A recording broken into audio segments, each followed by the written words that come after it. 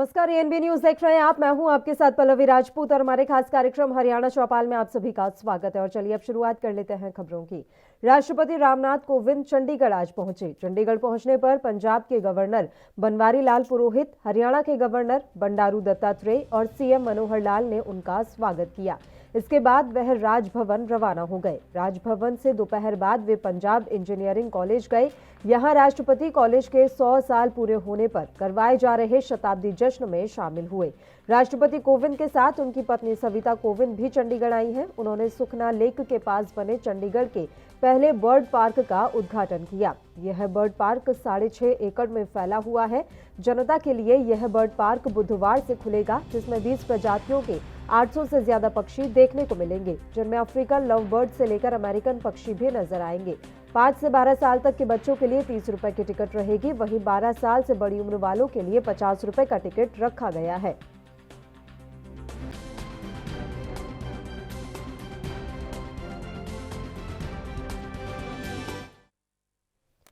हरियाणा के मुख्यमंत्री मनोहर लाल ने आज यानी कि राष्ट्रीय प्रेस दिवस के मौके पर लोगों को शुभकामनाएं दी। इस दौरान सीएम मनोहर लाल ने कहा कि लोकतंत्र को मजबूत बनाने में मीडिया ने अपनी अहम भूमिका निभाई है, इसलिए ही मीडिया को लोकतंत्र का चौथा स्तंभ माना गया है। इस दौरान सीएम ने कहा कि सरकार की नीतियों और कार्यों को जनता तक पहुंचाने के लिए मीडिया ने काफी अहम भूमिका निभाई है।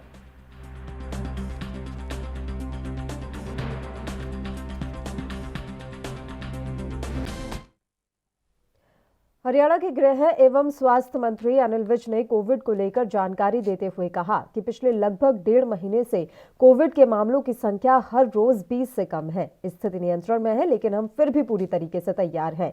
सीएमओ के साथ वीडियो कॉन्फ्रेंसिंग की है और चौकस रहने के लिए कहा गया है। अब वैक्सीनेशन भी काफी हो चुकी है। करीब 87% को पहली डोज और 42% को दोनों डोज लग चुकी है। इस दौरान उन्होंने अन्य मसलों पर भी अपनी प्रतिक्रिया दी। 1.5 महीने से नए आने वाले रोगियों की संख्या 20 से कम है।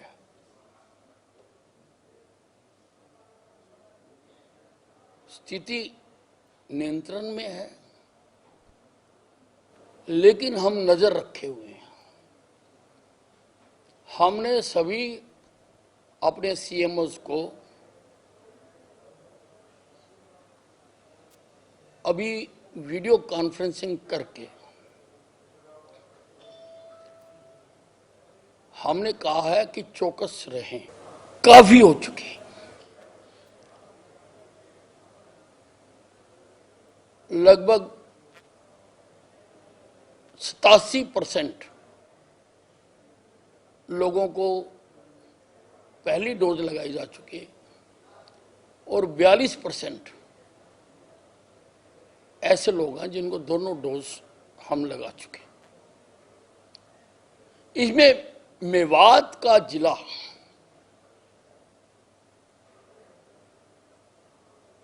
अलग है। के लिए पूरी तरह से हमने ये 3-4 साल के बाद इतना बड़ा है डेंगू, उसके लिए मैंने हर जिले में अतिरिक्त बेड्स की व्यवस्था करने के लिए कह दिया है और वो कर ली गई है कि हर जिले में हम डेंगू के हर मरीज का मुफ्त इलाज कर रहे हैं और हमारे सिविल अस्पताल में प्लेटलेट्स भी मुफ्त सबको दिए जा रहे हैं जिस जिस रोगी को आवश्यकता होती है और पूरी प्रकार से हमने इसकी व्यवस्था की हुई है। नहीं, हरियाणा शुरू ही अम्बाला से होता है, इस साइड से, तो इसमें तो हमें कोई इतराज नहीं है।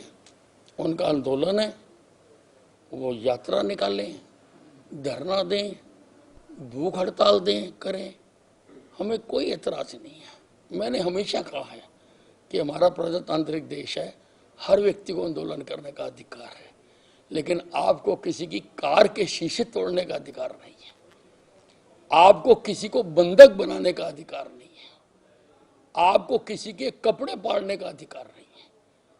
और जब जब कोई भी इस प्रकार से करेगा तो कानून अपनी कार्रवाई करेगा। देखिए, हुड्डा साहब ने पहले भी घोषणा की थी कि हम लोगों के बीच में जाएंगे, लेकिन लोगों के बीच में कांग्रेस की क्या स्थिति है वो एलनाबाद के लोगों ने बता दी। कांग्रेस की जमानत जब्त करा के लोग कांग्रेस का नाम भी नहीं लेना चाहते। ये जिस दिन से किसानों का मुद्दा शुरू हुआ है, उनको भड़काने के लिए और उनके सिर पर राजनीति अपनी चमकाने के लिए इन्होंने कभी कोई कसर नहीं छोड़ी। लेकिन एलनाबाद के लोगों ने इनको आईना दिखा दिया कि वो इनकी बातों में आने वाले नहीं है, और एलनाबाद से हमें ऑल टाइम हाई वोट्स मिले एलनाबाद से। केजरीवाल जी को तो अपनी कमियां दूसरे पर थोपने का आदत है। अगर यमुना में पानी छठ के समय पर गंदा हो जाए तो हरियाणा ने गंदा भेजा। भाई हमारा सोनीपत में बीओडी नाप लो, अपना ओखला में नाप लो, और दिल्ली से गुजरने के बाद जब यमुना फरीदाबाद जाती है वहां का नाप लो, आपको पता लग जाएगा। दिवाली आती है तो कहते हैं पटाखे मत चलाओ, अच्छी बात है, पोल्यूशन को रोकना चाहिए। लेकिन बाकी 364 दिन केजरीवाल जी क्या कर रहे हैं? यमुना गंदी ना हो। खबरों में आगे बढ़ते हैं। हरियाणा के पूर्व मुख्यमंत्री और नेता विपक्ष भूपेंद्र सिंह हुड्डा ने चंडीगढ़ में प्रेस कॉन्फ्रेंस कर कई मुद्दों पर बातचीत की और सरकार को जमकर कोसा। कांग्रेस विधायक दल की बैठक के बाद नेता प्रतिपक्ष भूपेंद्र हुड्डा पत्रकारों से रूबरू हुए। उन्होंने कहा कि किसानों के उत्थान के लिए गठबंधन सरकार ने वादा किया था कि एक एक दाना खरीदेंगे, लेकिन आज किसान को अपनी फसल का सही दाम तक नहीं मिल रहा। वहीं प्रदेश में डेंगू के मामलों को लेकर भी हुड्डा ने स्वास्थ्य सुविधाओं को लचर बताया। साथ ही एलनाबाद उपचुनाव पर प्रतिक्रिया देते हुए कहा कि प्रत्याशी ने सही से चुनाव नहीं लड़ा जैसे लड़ना चाहिए था। दूसरी बात, जहां तक किसान की बात है, दूसरा इशू मेरा किसान की बर्बादी की तरफ। ये इनके कोई सा घोषणा पत्र उठा के देख लो आप, ये है बीजेपी जेजेपी का कि एक एक दाना खरीद करेंगे हम एमएसपी पे, एक एक दाना खरीद का संस्था। तो क्या बाजरे में क्या हुआ? बाजरे में 600 इन्होंने 72 रखा और बाजरा बिका 800-900, वैसे भाव उसका 2250 एमएसपी। और धान खरीद में आज से 2 साल पहले भी कहा, घोटाला हुआ कि हम जांच कराएंगे, उसकी जांच की रिपोर्ट कहाँ है? भ्रष्टाचार चरम सीमा पर है। आज जो जांच की बात कही, जांच इस साल भी बहुत जबरदस्त, कोरोना आया, महामारी थी, सबने लड़ाई लड़ी, लेकिन सरकार ने क्या कदम उठाए? कोई खाली जगह जितनी है वो जगहें भरी गई क्या? कोई बेड बढ़ाया गया क्या? अभी ये डेंगू आया, मतलब बहुत सारे अस्पताल तो ऐसे हैं डिस्ट्रिक्ट लेवल के जहां डेंगू की जो मशीन टेस्ट करती है ना, प्लेटलेट्स की सेपरेट करती है, वही अवेलेबल नहीं है। डेंगू टेस्ट का पूरा किट अवेलेबल नहीं है, और लोगों को बेड भी मिलने में परेशानियां, बेड भी नहीं मिलने में बहुत सारी परेशानियां हैं। तो कोई सारी इनकी हेल्थ वो है नहीं, और इनकी सरकार की लापरवाही इस बात से नजर आती है। 2021 और इसकी जो सेंट्रल गवर्नमेंट से हेल्थ इंफ्रास्ट्रक्चर के लिए मदद मिली है, सेंट्रल गवर्नमेंट ने बहुत सारे स्टेटों को दिए हैं। हमारे पड़ोसी पंजाब को 400 करोड़ और हिमाचल को शायद 80 करोड़ के करीब दिया है, लेकिन 98 करोड़, लेकिन हरियाणा को एक पैसा नहीं दिया। क्यों? क्योंकि इन्होंने क्लेम, आप 2021 में कोई 180 एसडीओ सिलेक्ट हुए इलेक्ट्रिकल, उसमें से केवल 22 हरियाणा के हैं। ये निकाल के ये देखो, मैं तो आपकी खबरों से पढ़ता हूँ। एसडीओ इलेक्ट्रिकल के 180 पदों की भर्ती में हरियाणा के कुल 22 ही हुआ, और उससे पहले हुए थे 80 में से 2, तो कहाँ जाएंगे हरियाणा के हैं? 80 की भर्ती में से केवल 2 प्रदेश के। तो ये युवाओं के साथ भविष्य खिलवाड़ है। हमारे इतने इंजीनियरिंग कॉलेज हैं, इतने इंजीनियर हैं, उनको नौकरी नहीं मिलेगी और उनको आंखों में धूल झोंकने के लिए कह रहे 75% कर दिया और रेजिडेंसी का सर्टिफिकेट 5 साल का कर दिया। तो ये उनको धोखा देने किसी भी स्टेट में नहीं है। ये इनको वापस करना चाहिए। अगर हरियाणा के लोग बच्चों का भविष्य देखना है तो 15 साल ही रेजिडेंसी। 34,000 तो टीचर्स की वैकेंसी हैं और प्रदेश में 50% ऐसे स्कूल और कॉलेज हैं, 50% से भी ऊपर होंगे जहां हेड नहीं है, कहीं हेडमास्टर नहीं है या प्रिंसिपल नहीं है या वो नहीं है। ये स्थिति है इसमें इसकी। एनसीआर क्षेत्र में बढ़ते वायु प्रदूषण को लेकर हरियाणा की पूर्व शिक्षा मंत्री गीता भुक्कल ने गहन चिंता जताई है। भुक्कल का कहना है कि एनसीआर में बढ़ते प्रदूषण के लिए हरियाणा, पंजाब व दिल्ली एक दूसरे पर दोषारोपण कर रहे हैं, लेकिन बेहतर हो कि यह सभी राज्य किसी को भी जिम्मेवार ठहराने की बजाय समाधान की ओर अपने कदम बढ़ाए। हर बार एनजीटी व सुप्रीम कोर्ट बढ़ते वायु प्रदूषण को लेकर अपनी गाइडलाइन जारी करता है, लेकिन दिक्कत यही है कि हम समय पर रहते इस पर ध्यान नहीं देते। देखिए, पॉल्यूशन की वजह से जो मामले दिवाली पे तो यही था कि पटाखे वगैरह नहीं छुड़वाएंगे, पराली नहीं जला रहे हैं, इंडस्ट्रीज फैक्ट्रीज में भी पॉल्यूशन कंट्रोल की बात की जा रही है। लेकिन बहुत ज़्यादा पॉल्यूशन की वजह से हरियाणा के 4 जिलों में स्कूल जैसे ही खुले उनको जो है वो बंद करने के आदेश दिए हैं। तो ये हमारी सबकी सामूहिक जिम्मेवारी बनती है कि किसी भी तरह से हम प्रदूषण ना फैलाएं। जिन चीज़ों से प्रदूषण फैलता है उन पे रोकथाम की बात की जाए। ये हमारी सबकी सरकार के साथ साथ मैं समझती हूँ एक सामाजिक जिम्मेवारी भी है। लेकिन सरकार जब उसके बाद कार्रवाई करे उससे पहले ही इस तरह के आदेश होने चाहिए और उन पर कार्रवाई होनी चाहिए। जो लोग पॉल्यूशन फैलाने का काम करते हैं या ऐसी फैक्ट्री इंडस्ट्रीज़ हैं या जिनसे पॉल्यूशन फैलता है, इससे मैं समझती हूँ आम जनमानस जो है उसको काफ़ी ज़्यादा दिक्कतों का सामना करना पड़ता है। पहले ही कोरोना की वजह से स्कूल नहीं खुल। औद्योगिक नगरी फरीदाबाद के बढ़ते प्रदूषण पर बोलते हुए जिलाधीश जितेंद्र यादव ने फरीदाबाद वासियों से खास अपील करते हुए क्या कुछ कहा है, आपको सुनाते हैं। मेरी फरीदाबाद के सभी वासियों से अपील है कि अभी पिछले कुछ दिनों में हमारा प्रदूषण का लेवल थोड़ा बढ़ गया है, तो सरकार की जो भी हिदायत आई है, जैसे सरकारी और हमारे प्राइवेट स्कूल्स बंद कर दिए हैं, 17 तारीख तक जो भी डायरेक्शंस हरियाणा सरकार से या डिस्ट्रिक्ट डिजास्टर मैनेजमेंट अथॉरिटी के माध्यम से सभी लोगों को की गई है, उनका अनुपालन करें। मेरी आप सभी से ये भी अपील है कि जहाँ तक पॉसिबल हो सकता है आप कारपूलिंग करें, पैदल जाएं, साइकिल का प्रयोग करें, कम से कम प्राइवेट व्हीकल्स का प्रयोग करें ताकि जो राइजिंग पोल्यूशन का लेवल है वो कम आ सके। इसके अलावा कंस्ट्रक्शन साइट पे किसी तरह का भी कार्य ना हो, तो जो भी हमारे इस फील्ड में डील कर रहे हैं उनसे मेरा निवेदन है कि 17 तारीख तक वो बंद करें। हॉट मिक्स के प्लांट और स्टोन क्रैशर्स पे भी हमने पाबंदी लगा दी है।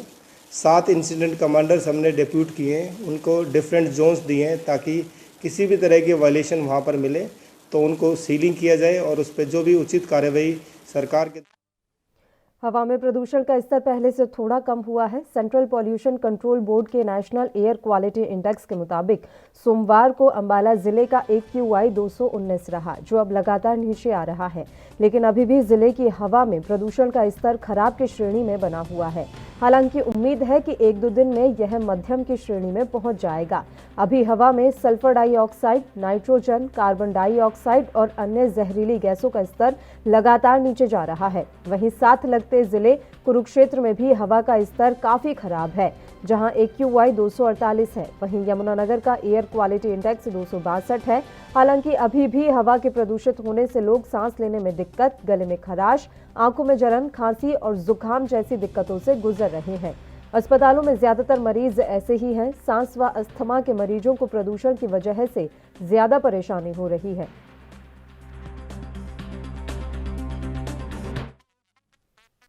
हरियाणा के सिरसा जिले में पराली जलाने को लेकर प्रशासन सतर्क है। दरअसल कृषि विभाग के उपनिदेशक डॉक्टर बाबूलाल ने जानकारी देते हुए कहा कि सोमवार को पराली जलाने के 27 मामले सामने आए हैं। पर्यावरण प्रदूषण का स्तर फिर से बढ़ने लगा है। पराली जलाने से एयर क्वालिटी इंडेक्स फिर से बढ़ गया है। रात्रि के समय अधिक पराली जलाने के मामले आ रहे हैं। इससे सांस लेना लोगों के लिए मुश्किल हो गया है। एयर क्वालिटी इंडेक्स 337 तक पहुंच गया है। PM 2.5 का स्तर 337 और PM 10 का स्तर 311 हो चुका है। अब तक 246 जो मामले हैं सिरसा जिले में आ चुके हैं और 27 ऐसे मामले हैं जो विभाग की टीम और प्रशासन की टीम है, उन्होंने अलग अलग जगह पर कहीं जो लोकेशन में नहीं आए वो भी टीमों ने आइडेंटिफाई किए हैं। तो टोटल 273 मामले ऐसे हैं जो सिरसा डिस्ट्रिक्ट में आ चुके हैं। देखिए, अगर हम पिछले 2-3 सालों का ट्रेंड देखें तो हर साल हमारे बुलेटिन में खबरों का सिलसिला लगातार जारी रहेगा। यहाँ रुकते हैं एक छोटे से ब्रेक के लिए। आप बने रहिए हमारे साथ।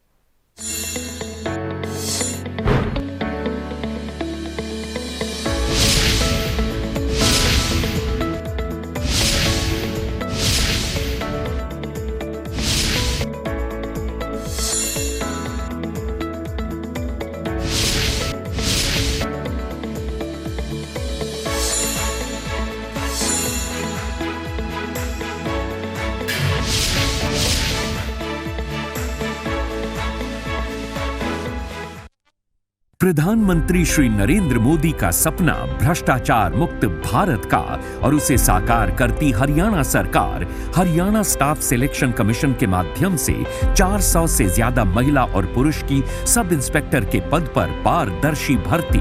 पूरा फेयर सिलेक्शन था सर, इसमें कोई धांधली नहीं है। जो मैंने मेहनत की थी सर वो मेरे आगे आई है। जो पहले कभी नहीं हुआ हरियाणा में वो अब हो रहा है। मिल रहा है राज्य की महिलाओं को भी समान अधिकार। जब चयन की प्रक्रिया हो पारदर्शी तो न सिफारिश काम आती है और न ही भ्रष्टाचार। अपन ने बस 150 रुपए फॉर्म के भरे थे, उसके अलावा अपन ने 1 रुपया भी किसी को नहीं दिया। किसान का बेटा या फिर मजदूर या रिक्शे वाले की बेटी जब अपने तन पर खाकी सजाएंगे तो पिता का सीना गर्व से चौड़ा हो जाएगा।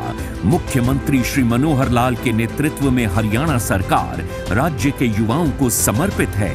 फर्क साफ है क्योंकि नीयत साफ है।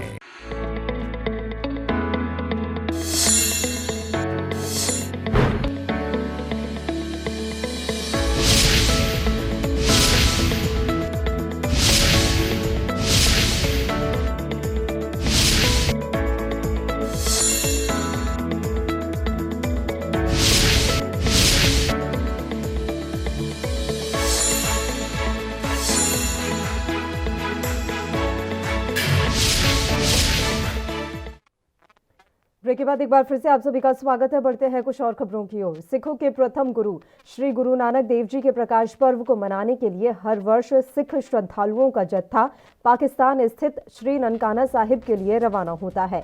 हर वर्ष की भांति इस वर्ष भी जहां पूरे देश भर से लगभग 2850 सिख श्रद्धालु रवाना हो रहे हैं, वहीं हरियाणा से भी 124 सिख श्रद्धालुओं का जत्था आज कुरुक्षेत्र के ऐतिहासिक गुरुद्वारा साहिब छठी पातशाही से रवाना हुआ। शिरोमणि गुरुद्वारा प्रबंधक कमेटी के एग्जीक्यूटिव मेंबर हरभजन सिंह मसाना, धर्म प्रचार कमेटी के सदस्य तजिंदर पाल सिंह ढिल्लो, शिरोमणि अकाली दल के प्रदेश प्रवक्ता कंवलजीत सिंह अजराना, महिला प्रदेशाध्यक्ष बीबी रविंदर कौर अजराना की अगुवाई में जत्थे को पाकिस्तान जाने के लिए कुरुक्षेत्र से रवाना किया गया। आपको बता दें कि यात्रा पर जाने से पहले सभी सिख श्रद्धालुओं के कोरोना के टेस्ट भी करवाए गए, जिनमें सभी की रिपोर्ट नेगेटिव आई है। रहबर गुरु नानक देव जी पातशाह जी के 552 प्रकाश पुरब ਨੂੰ ਸਮਰਪਿਤ ਜਿਹੜੀ ਹਰਿਆਣੇ ਦੀ ਸੰਗਤ ਪਾਕਿਸਤਾਨ ਦੇ ਵਿੱਚ ਨਤਮਸਤਕ ਉਹਨਾਂ ਦੇ ਜਨਮ ਸਥਾਨ ਦੇ ਉੱਤੇ ਨਤਮਸਤਕ ਹੋਣ ਵਾਸਤੇ ਜਾ ਰਹੀ ਹੈ। ਸਾਡੇ ਇੱਥੋਂ 124 ਜਿਹੜੇ ਪ੍ਰਾਣੀਆਂ ਦਾ ਜਥਾ ਇੱਥੋਂ ਜਾ ਰਿਹਾ ਹੈ। ਸ਼੍ਰੋਮਣੀ ਗੁਰਦੁਆਰਾ ਪ੍ਰਬੰਧਕ ਕਮੇਟੀ ਦੀ ਰਹਿਨਮਾਈ ਦੇ ਵਿੱਚ ਬੀਬੀ ਜਗੀਰ ਕੌਰ ਜੀ, ਉਹਨਾਂ ਦੀ ਰਹਿਨਮਾਈ ਦੇ ਵਿੱਚ ਇੱਥੋਂ ਰਵਿੰਦਰ ਕੌਰ ਜੀ ਇਹਨਾਂ ਦੇ ਜਥੇ ਦੀ ਅਗਵਾਈ ਕਰ ਰਹੇ ਨੇ। ਇਹ ਸਾਰੇ ਉੱਥੇ ਜਾ ਰਹੇ ਨੇ ਨਤਮਸਤਕ ਹੋਣ ਤੇ ਅਰਦਾਸ ਬੇਨਤੀ ਕਰਨ ਵਾਸਤੇ ਜਾ ਰਹੇ ਨੇ ਕਿ ਇਹ ਗੁਰੂ ਧਾਮਾਂ ਦੇ ਵਿੱਚ ਜਿਹੜੇ ਜਿਨ੍ਹਾਂ ਕਿ ਸਾਡੇ ਪੰਥ ਤੋਂ ਵਿਛੋੜਿਆ ਗਿਆ ਹੈ ਉਹਨਾਂ ਦੇ ਖੁੱਲ੍ਹੇ ਦਰਸ਼ਨ ਦੀਦਾਰੇ ਕਰਾ ਕੇ ਗੁਰੂ ਸਾਹਿਬ ਦੀ ਇਸੇ ਤਰ੍ਹਾਂ ਨਜ਼ਰੀ ਨਿਹਾਲ ਕਰਨ। ਤੇ ਇੱਕ ਅਸੀਂ ਅਰਦਾਸ ਬੇਨਤੀ ਕਰਦੇ ਹਾਂ ਉਸ ਰਹਿਬਰ ਦੇ ਅੱਗੇ ਕਿ ਦੁਨੀਆ ਦੇ ਵਿੱਚ ਜਿਵੇਂ ਦੀ ਨਫ਼ਰਤ ਦਾ ਮਾਹੌਲ ਬਣਾਇਆ ਜਾ ਰਿਹਾ ਹੈ, ਇਹ ਉਨਾ ਹੀ ਪਿਆਰ ਦਾ ਮਾਹੌਲ ਬਣੇ ਆਪਸ 'ਚ। पिछले 1 साल से किसान आंदोलन पंजाब की सियासत का सबसे बड़ा मुद्दा बना हुआ है। ऐसे कयास लगाए जा रहे हैं कि किसान नेता गुरनाम सिंह चढ़ूनी पंजाब विधानसभा चुनाव से पहले नई राजनीतिक पार्टी बना सकते हैं। गुरनाम सिंह चढ़ूनी ने हालांकि इस तरह की खबरों को सिरे से खारिज किया है। गुरनाम सिंह का कहना है कि वह पंजाब या फिर किसी भी राज्य में चुनाव नहीं लड़ेंगे। सारे पंजाब से उतारेंगे। मिशन पंजाब का मतलब है कि पंजाब के लोग, पंजाब के बुद्धिजीवी, समझदार इकट्ठे हों और वो सारे पंजाब में चुनाव लड़े, लेकिन मैं नहीं लड़ूंगा। मतलब आप मैं नहीं लड़ूंगा। आपकी रहेगी, पार्टी भी उन्हीं की रहेगी। उम्मीदवार उतारेंगे आप? उम्मीदवार हम उनको इकट्ठे कर रहे हैं, जोड़ रहे हैं उनको। मिशन पंजाब का मतलब उनको जोड़ रहे हैं। जो पार्टियां हैं जो हमें लूट रही हैं उनको किनारे करो, नए लोगों को राजनीति में लाओ, क्योंकि राजनीति देश को लूट रही है। तो इसको लेकर तो संयुक्त किसान मोर्चा पहले भी नाराजगी जाहिर कर चुका है आपके प्रति कि आप आउटसोर्सिंग कर्मचारियों को समय पर वेतन न मिलने की शिकायत पर पंचकूला से रेवाड़ी पहुंची additional project director doctor Monika Kora ने रेवाड़ी के नागरिक अस्पताल का निरीक्षण कर कर्मचारियों से उनको आने वाली समस्याओं के बारे में जानकारी ली। डॉक्टर मोनिका कोरा ने बताया कि हरियाणा के करनाल से कर्मचारियों को वेतन समय पर न मिलने की शिकायत मिली थी, जिसके बाद से प्रदेश भर के सभी जिलों में निरीक्षण कर जानकारी हासिल की जा रही है। उन्होंने बताया कि रेवाड़ी में एड्स पॉजिटिव मरीजों द्वारा नेगेटिव बच्चे को जन्म देना स्वास्थ्य विभाग की उपलब्धि है। पिछले 2 वर्षों में रेवाड़ी के सामने अस्पताल में करीब 8 से ज्यादा एड्स पीड़ितों ने नेगेटिव और स्वस्थ बच्चे को जन्म दिया है। यह रेवाड़ी के स्वास्थ्य विभाग के कर्मचारियों की बड़ी उपलब्धि है। आए थे बट वो इनका नवंबर से पहले, जैसे कि एचएम साहब की इंस्ट्रक्शंस थी, वो हो गया। 4 नवंबर की दिवाली थी तो 3 को इनकी पेमेंट हो गई है सर। तो किसी कोई कमी नहीं पाई हमने आउटसोर्सिंग के एम्प्लॉइज़ के लिए, ऑल इज़ ओके। बाकी माई सेल्फ मैं तो वैसे अपने कंपोनेंट्स देख रही हूँ। तो मेरे एड्स हैं, I am additional project director AIDS, so I was looking after I C T C मेरा कंपोनेंट है, ब्लड बैंक है, ठीक है, ओएसटी है, एसटीआई है। तो मैं अपने कंपोनेंट्स देखने लगी। वो तो हमने वर्कआउट रात को ही कर लिया था जो हम आए थे। तो क्या कुछ अवेयरनेस कर रहे हैं एड्स के बारे में, जैसे पूरे प्रदेश में क्या कुछ हालात हैं? एड्स के लिए देखिए किट्स आ रही हैं हमारे पास, ड्यूअल किट्स हैं। ड्यूअल किट्स से हमारी टेस्टिंग बहुत इजी हो जाएगी। इसमें एचआईवी टेस्टिंग भी होगी, सिफिलिस भी होगी। तो हरियाणा में क्या है कि सिफिलिस टेस्टिंग 35 to 40% हम पीछे चल रहे हैं, जबकि गाइडलाइंस ये हैं कि हमारी बराबर चाहिए। तो इसलिए ड्यूअल किट्स की हमारी बराबर की टेस्टिंग हो जाएगी ड्यूअल किट्स आने से। और बाकी काम अच्छा कर रही हैं लड़कियाँ, टेस्टिंग अच्छी है इनकी, लिंकेज अच्छी है, ART से लिंकेज भी चाहिए जो पॉजिटिव पेशेंट्स आते हैं। और सबसे अच्छी बात यह है कि HIV पॉजिटिव जो करनाल में दिन प्रतिदिन डेंगू का प्रकोप बढ़ता जा रहा है। हर दिन डेंगू से पीड़ित मरीज सामने आ रहे हैं। अस्पतालों में बेड की कमी के साथ ही मरीजों को प्लेटलेट्स मिलने में काफ़ी दिक्कतों का सामना करना पड़ रहा है। परिजनों को इनकी व्यवस्था करने में कड़ी मेहनत करनी पड़ रही है, साथ ही उनसे मनमर्जी के रेट वसूले जा रहे हैं। स्वास्थ्य विभाग ने दावा किया है कि अस्पतालों में बेड की कोई कमी नहीं है, लेकिन मरीजों सहित परिवार वालों को सावधानियां बरतनी चाहिए, जिससे कि डेंगू का प्रकोप कम हो सके और डेंगू से बचा जा सके।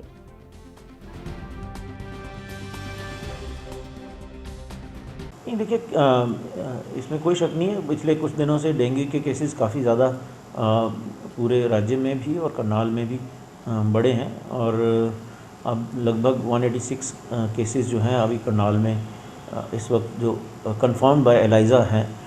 लेकिन इसके अतिरिक्त बहुत से फीवर के केसेस हैं जिसमें वायरल फीवर है और उनकी पिक्चर भी जो है वो उसमें भी थ्रोम्बोसाइटोपिनिया और ये उसके कारण प्लेटलेट्स उसमें कम होते हैं, तो उसकी पिक्चर भी काफ़ी मिलती जुलती डेंगू के साथ है। तो कहीं ना कहीं हमें पूरी सतर्क रहने की ज़रूरत है। अब हम बार बार इस चीज़ का कह रहे हैं कि जब तक सोसाइटी खुद साथ में नहीं देती है, अपने घर के आसपास पानी इकट्ठा जहाँ नहीं होने दिया जाए, घरों में जहाँ वास हैं, आपके अपने कूलर्स हैं या रेफ्रिजरेटर के नीचे की ट्रेज़ हैं, वहाँ पे ये मच्छर जो है वो पनपता है। तो हमें वो सारी चीज़ें संडे को अपना ड्राई करनी बहुत ज़रूरी है और पूरे बाजू के कपड़े हम जहाँ तक हो सकता है पहन के रखें और मॉस्किटो रिपेलेंट्स का इस्तेमाल करें। और पैनिक होने की ज़रूरत नहीं है और पर्याप्त मात्रा में स्वास्थ्य विभाग ने इसके लिए कदम उठाए हैं। बहादुरगढ़ में पीने के पानी की किल्लत से परेशान महिलाओं ने मटका फोड़कर अपना रोष जाहिर किया। महिलाओं ने सरकार के खिलाफ जमकर नारेबाजी की और अधिकारियों से दिन में 2 बार पानी की सप्लाई देने की मांग की। दरअसल महिलाएं पिछले 6 दिन से शहर में पीने के पानी की सप्लाई ठीक ढंग से नहीं होने के कारण परेशान है। महिलाओं का कहना है कि पूरे शहर में पिछले 6 दिन से जलापूर्ति नहीं की गई है, जिसकी वजह से उनके रोजमर्रा के काम प्रभावित हो रहे हैं। सरकार बिल्कुल फेल है। अधिकारी शहर में कोई सूद नहीं ले रहे। पानी आए 4-4 दिन हो जाते हैं। पूरे शहर में पानी की बहुत ज़्यादा किल्लत है। अब भी सर्दी में ये समस्या है तो गर्मी में क्या हाल होगा। पर रेवाड़ी में अपनी लंबित मांगों को मनवाने के लिए एक बार फिर नगर पालिका कर्मचारी संघ के तत्वावधान में सफाई कर्मचारियों ने जिला सचिवालय पर प्रदर्शन कर सरकार से उनकी मांगों को जल्द से जल्द पूरा करने के लिए कहा है। नगर पालिका सफाई कर्मचारियों ने सरकार को चेतावनी भरे अंदाज में ललकारते हुए कहा है कि सरकार बार बार वादा खिलाफी कर रही है, लेकिन वह इस बार आर पार की जंग लड़ने के मूड में है। इसलिए सरकार को जल्द से जल्द उनकी लंबित मांगों पर ध्यान देकर उन्हें पूरा किया जाए, वरना आने वाले समय में एक बड़ा आंदोलन सफाई कर्मचारियों द्वारा पूरे प्रदेश स्तर पर किया जाएगा, जिसकी जिम्मेवारी मौजूदा सरकार की होगी।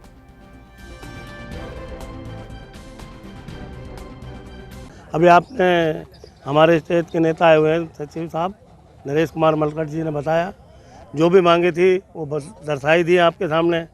लेकिन फिर भी मैं आपके माध्यम से सरकार को ये चेतावनी देना चाहता हूँ कि वक्त रहते हुए अगर हमारी मांगों के ऊपर ध्यान नहीं दिया गया तो ये आंदोलन और तेज़ हो सकता है और आंदोलन की रूपरेखा में पूर्ण रूप से पूरे हरियाणा के अंदर अनिश्चितकालीन हड़ताल का भी ऐलान किया जा सकता है। नाम सुरेंद्र है, मैं नगर पालिका कर्मचारी संघ गुरुग्राम से इकाई वरिष्ठ प्रधान हूँ और हमारे शीर्ष नेताओं ने हमारी ड्यूटी लगाई है कि जिला रेवाड़ी के उपायुक्त को सीएम के मार्फत हमने अपना ज्ञापन सौंपना है और इस खट्टर सरकार की, ये जो खटारा सरकार है, इसकी उल्टी गिनती शुरू हो गई है। अब अगर समय रहते हमारी जायज़ मांग डिमांड जो कर्मचारियों की है। इसी के साथ इस बुलेटिन में फिलहाल के लिए इतना ही। मुझे दीजिए इजाजत। देश और प्रदेश की तमाम ताज़ा खबरों के लिए आप देखते रहिए ANB न्यूज़। नमस्कार।